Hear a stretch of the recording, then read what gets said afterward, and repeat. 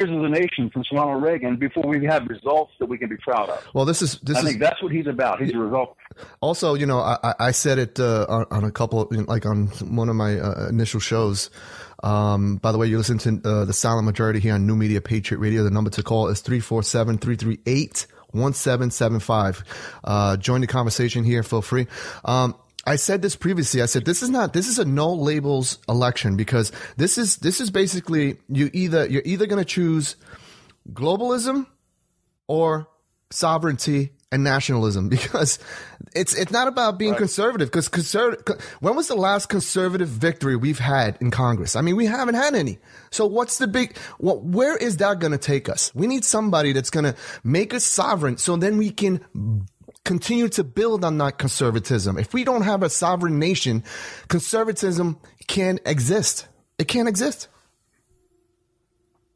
Yeah, people just want America to work. There's a definition.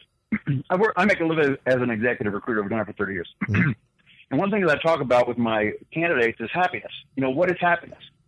And I think the best definition of happiness is that how much your life, your real life, compares with how you expect it to be. Mm-hmm. If you expect your life to be a certain way and it's some other way, it creates unhappiness. Right. There's a disconnect. Right. Okay. And I think that's why America is so unhappy now, because we expect America to be special. We expect America to be great. We expect America to be strong. And every time we turn around, we're not special, we're not great, we're not strong. No. And so that disconnect between what we expect and what we are is causing the problem. And when they look at Donald Trump, they see a man who is everything that they expect America to be. Right. Strong, successful, strategic, wins. Mm-hmm. And so that's why Donald Trump has been chosen as the leader of the movement. That's why he's the guy that's been chosen to ride the wave. Because this election is not just about Mr. Trump. Right. This election is about a movement, and Mr. Trump is the best guy to ride the wave, and that's what's happening, in my opinion. Okay, you're listening to the Silent Majority here. I'm going to get to the callers right now on New Media Patriot Radio. The number to call is 347-338-1775. I'm your host, Chris, and on the Rebooting Liberty hotline, I have my co-host, Bill Mitchell. I'm flying blind here, so I'm sorry I don't have a call screener today, but the 410 area code. Welcome to the Silent Majority here. What's your name? Where are you calling from? Linda Walters from Woodbine, Maryland. Hi, Linda. How are you? Thank you for listening. 410. Thank you for listening. Hello, how are you? And Bill, you're the reason I'm on Twitter. Love you. Okay. Thank you. I grew up in Maryland, Yeah, I grew up in Laurel, Maryland. Cool. Like, I have family in Laurel. Okay, let's start. You're talking to a woman that has a husband that's been in the union in Washington, D.C. for many years. We are probably the biggest Democrats in Maryland. Okay, well, that's a pretty big Democrat, yeah. in December, we love Martin O'Malley. He's such a sweetheart. Well, in December, my husband and I and our whole family has switched from Democrat to Republican. The reason we did that is because of Donald Trump. My husband and I sat here in April, and we watched the Democrats, and the order came from the White House to burn down Baltimore City. And we looked at each other, and we said, we're done with the Democrats. Then along came Trump, and we have been following him, and I still to this day follow him. I watch every rally he has, and I'm voting for Trump. Now, I know I'm a very small little family of 10 people. We had a little party last night, very small family here in Maryland. In Laurel, Maryland, as a matter of fact, we had a party in Savage.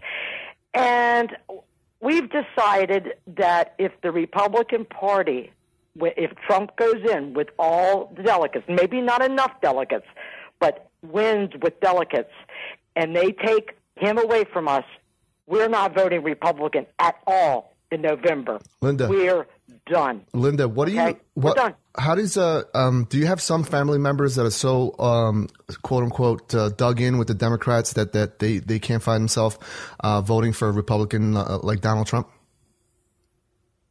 No, they all are voting. No, okay. My mom's side of the family is all Republicans. Mm-hmm. They're in West Virginia, and Florida. Okay.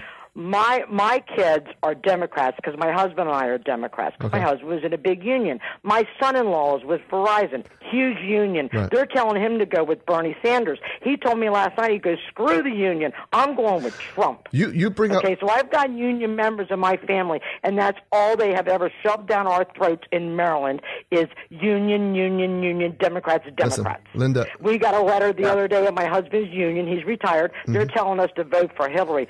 Don't think so. Yeah, Linda, So my husband and I and our family that were Democrats are now Republicans, and we love Trump. We want Trump. But if Trump's taken away from us, we're not voting in November. Linda, If we can't pull that lever for Trump in November, we're not voting. I can't stand Cruz. Right. I won't go with Rubio, and I can't stand Kasich. So what other options are you going to give me if I don't have Trump? Right, Linda, you bring up a good point. Which Trump's is going to win in November. Just 1 second, Bill. Linda, you bring up a good point about the unions. Like, I am part of a union here as well, and a lot of the people that I work with, and a lot of my friends are union workers, and they already jumped ship as well. They always voted Democrats because the Democrats seem to be very pro-union, but it's gotten them nothing. It's gotten them nothing. They have kids to worry about. Exactly. They have kids to worry about when they grow older. What's going to happen if this TPP goes through? They go to colleges, they pay for college, and then they can't get a job or they get underemployed. So that's why they're jumping ship. Exactly. That's why I feel that Donald Trump will win New York for that sole reason. Belinda, I want to thank you for calling. I have so many other calls on the line, but continue to listen, okay? Okay, not a problem. Love you, Bill. Okay, love you too. Great call. Bill, they love you, man. What is it? What kind of cologne you wear? I mean, seriously, everybody loves you. No, honestly, I think what I hear most is that for some reason I have a knack for putting into words what they're thinking, and they can't put the words together. Right. And that's what I hear the most on my tweets is that's I was thinking this and you said it. So whatever that knack is, that's sort of what I have. And also I try to be a little funny sometimes, right. And I thought give good information, and I'm real good on polls and all that. So yeah, I thought it's maybe your cologne or whatever. I was going to ask you for what brand you were wearing, but anyway, it could be. That was my attempt. That was my attempt at humor. Cyber cologne. We might be a market for that. That was my market for that if we could figure it out. Yeah, that was my poor attempt at humor there. But listen, the call boards are lit up. So I want to again. I'm flying blind. I have no call screener today, but the 973 number. What's your name? Welcome to the Silent Majority. What's your name? Where are you calling from? Hi, this is Dan. I'm calling from Randolph, New Jersey. Hi, Dan. How are you? Hey, Dan. And I'm great. And I want to say, Bill, I found your Twitter, and I read it all the time. Like you said, you have a great way of putting everything into work. So I love following you. Great. So two things. One, I think that whatever happens in this election, the Republican Party will never be the same. That postmortem or autopsy they did after 2012, they better triple that thing after this election, whatever happens. It's going to be different from now on. Mm-hmm. Second thing is that what happened in Chicago is just the beginning. We got to prepare for this because these people are not going to stop. It's only going to get worse, and I'm afraid the convention in July in Cleveland is going to be really, really bad. So, I hope Trump has people working on how to do this. Right. So those are my two concerns. Yeah, well, this is why I was so disgusted. I was disgusted at the protest, but I was even more disgusted at the GOP and these presidential candidates that are running against Trump, who were actually they were blaming Trump while siding with this leftist anarchist group, Black Lives Matter, and under that umbrella, you had the Palestinians protesting there. You had La Raza. You had all these people protesting. And for them to say that Donald Trump caused this, they're a bunch of excuse my language, they're a bunch of fucking idiots.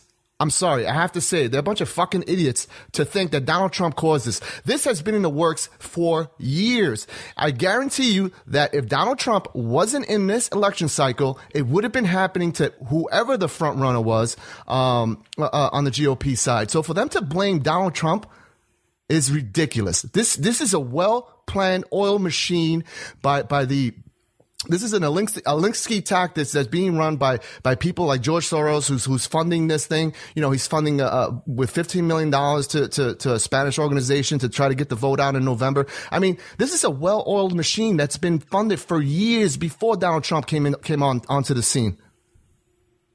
Bill, what do you think about that? Yeah. No, I I agree. It's the analogy that I use is, it's like if you walk into a dark room in a dirty house, okay, and it's dark, you can't see anything, right? And you flip the light switch on, and all of a sudden, all the cockroaches and God knows what else scurries all around. It's kind of like Donald Trump walked into the darkness of GOP politics, right, and he flipped on the light switch, and all the cockroaches scurried, and the media pointed at him and said, "Look, Donald Trump brought cockroaches." Right. Right. Yeah, it's but no, Donald Trump just exposed the cockroaches. Exactly. And what's happening with the media? What's happening with the media and the leftists right now is Donald Trump isn't causing this violence. Donald Trump is exposing the violent nature of the left. Right. Well, Cole. Okay. Donald Trump is. Go ahead. No, I just want to tell a quarter. I'm gonna have to put you on hold. Okay. If you want to continue to listen, okay, you can continue. So you're welcome. You can continue to listen off the line. But thank you for calling, and don't be a stranger. Thanks for calling, man. I appreciate it.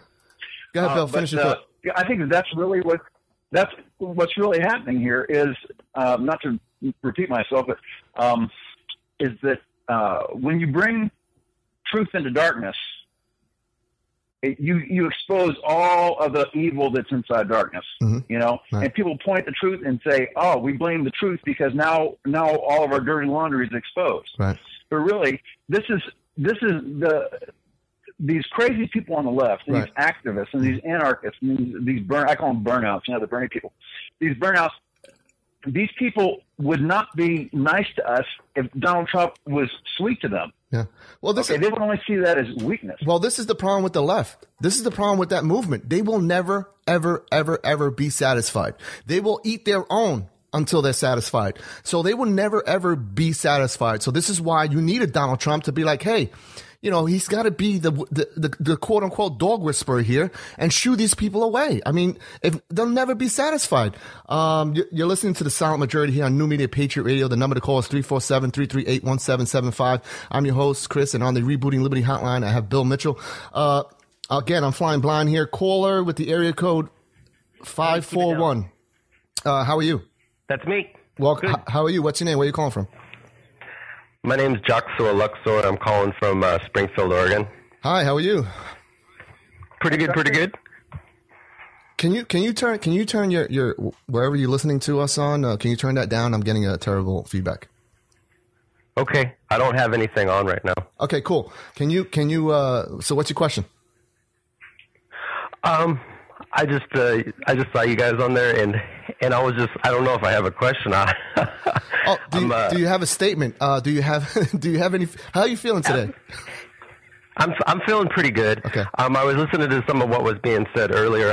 I actually got fired from Whole Foods because they researched my online history, and I'm one of the biggest anti-Sharia law advocates in the world. And yeah, I started the Ban Sharia brand in 2014. Wow. And what was interesting is that as soon as Donald Trump came out, he was saying stuff that I could see from the Ban Sharia stuff. Now, recently, this is what's fascinating, is that Fareed Zakaria, I do these little Photoshops as a little form of psychological warfare to put statements out there because of the way social media edits the consideration set of the individual. Right. And basically what's happening right now, I heard somebody say that Donald Trump is creating an environment for the shadow government, the agents of the shadow government, to out themselves. So that's essentially what we're seeing. The social media pundits can't wag the dog anymore. Mm-hmm. Their ability to do our thinking for us is slipping. And it comes from something I refer to in my psychological models as human beings being intelligent objects. Mm-hmm. Because when you're dealing with physics, the rules that govern the movement of an object remain consistent. But the problem is that human beings continue editing their consideration sets. So something that you used to manipulate them at one point in time ceases to work at another point in time. And that's what's happening right now, is that they can't wag the dog because all of the subtle manipulation, the semantic arguments, everything that they used to use to obfuscate and bifurcate and manipulate the human brain, it's not working now. So hold on. Yeah, you know what I call that? What do they call that, Bill? I'm listening. I call it. I have a simple name for that. I call it fed upism. Yeah, you're just fed up. We had it. Bill. Bill. I was going to call.